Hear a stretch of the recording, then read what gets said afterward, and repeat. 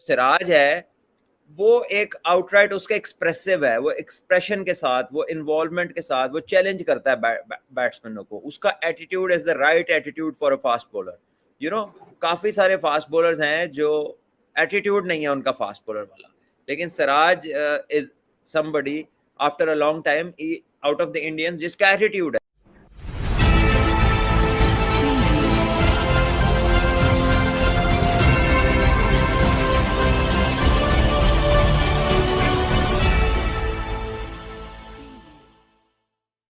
लेकिन obviously India top of their game, बड़ी अच्छी क्रिकेट खेल रहे हैं and they have you know इन्होंने इंग्लैंड को सरप्राइज कर दिया अपनी स्ट्रेटजी से, अपनी फाइट से और इस किस्म के माइंडसेट से जो पहले इंडिया की तरफ से इतना देखा नहीं गया कभी इस तरह का, और इंग्लैंड वालों ने एक्सपेक्ट नहीं किया था, लेकिन उनके साथ ठीक हो रही है।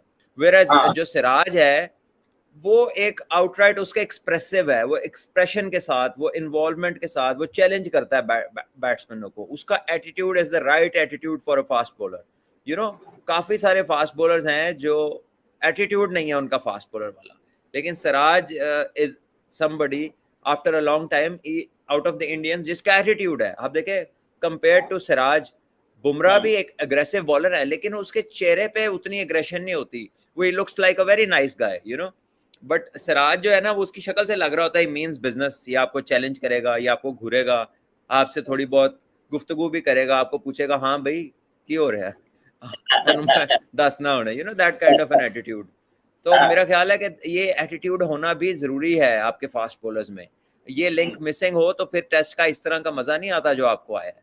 ये जो एंगेजमेंट होती है प्लेयर्स की, जब टेम्परामेंट लोगों का टेस्ट होता है, जब किसी की कंसंट्रेशन लैप्स होती है इन चीज़ों की वजह से, तो ये एटीट्यूड से फ़र्क आता है और ये वाली चीज़ें आपकी टेस्ट होती हैं।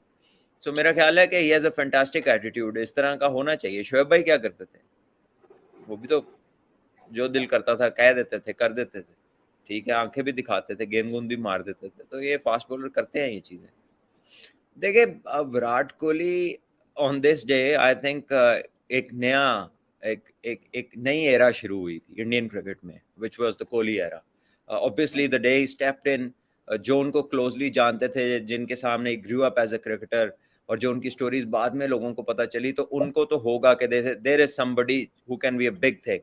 लेकिन जिस तरह उन्होंने ये एक 13 साल के अंदर अपने आप को प्रूव किया है, not only to India but the world of cricket and the world beyond, कि एक स्पोर्टिंग आइकॉन है। मैं ये नहीं समझता कि वो हाल ही एक क्रिकेटिंग आइकॉन है, मेरा ख्याल है कि वो स्पोर्टिंग आइकॉन है।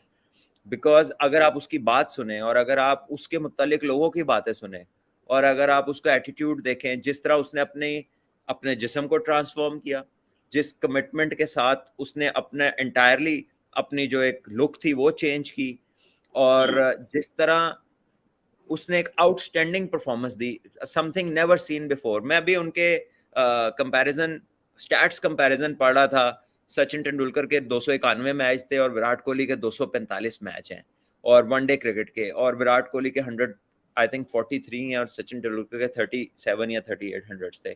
तो इन दिस एज, और अभी पिछले 2 साल में उनका 100 कोई नहीं है। तो इमेजिन कि किस तरह का इम्पैक्ट उन्होंने इंडियन क्रिकेट पे डाला है। और फिर जब वो टारगेट चेस करते हैं तो 90 से ऊपर की उनकी एवरेज है और 100 से ज्यादा का उनका स्ट्राइक रेट है, और उसमें सक्सेस रेट कितना ज्यादा है। फिर जिस तरह वो फील्ड में होते हैं, ऑल्दो उनके जो जेस्चर्स हैं वो very clear to the opposition है, चाहे वो खुश हों, चाहे वो गुस्से में हों, चाहे वो किसी चीज के बारे में जैसा फील करते हैं उनसे शो होता है। लेकिन वो एक मॉडर्न जो क्रिकेट के अंदर वो इंडियन जो यूथ है और जो खेल रहे हैं उनके साथ, वो एट अ टाइम सबके लिए इंस्पिरेशन है। सो ये this is by no means a small feat to achieve in this age. ये लोगों की by the end of their careers जाके ये रेपुटेशन आती है जो इनकी अभी है। यानी कि इतने रिकॉर्ड से कम रिकॉर्ड वाले भी दुनिया में ग्रेट्स हैं, लेजेंड्स हैं। तो ये तो ऑलरेडी रिकॉर्ड उन्हें बीट कर चुका है, और मजीद अभी पता नहीं इसने कहां तक जाना है, क्योंकि अभी टाइम तो है ना, फिट भी हैं और विलिंग भी हैं, डिटर्मिन्ड भी हैं।